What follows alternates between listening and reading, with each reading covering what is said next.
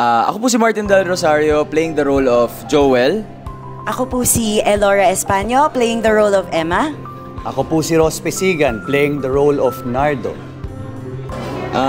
Nakakaano na siya, nakakantawag doon yung sepang separation anxiety, lalo na parang first time kong mararamdaman to, na first time kong mag-theater, so parang nakaka-attach pala to. So doon pa lang sa second week parang nakakaiyak na yung feeling eh, di ba? Pero at the same time proud kami sa ginawa namin kasi binigay namin lahat and alam namin maganda tong nagawa namin. Yes. For me naman, 4 months 4 months yung pinagdaanan namin para mabuo ito. Tapos, parang after ng next week, ano na yung gagawin? Gaya nga na sinabi ni Martin. Oo.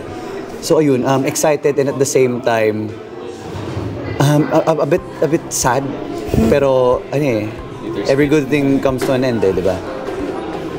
Ayun, ako naman, same feelings with them, pero first and foremost, grateful na kasama ako dito sa prod na to. And ang sarap na makatrabaho ng mga kasama ko dito.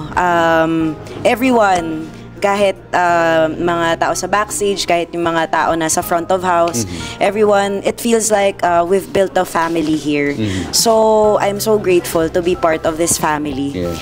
And yun din, same sentiments na parang mamimiss ko sila, parang after siguro our last show, shit, what's next?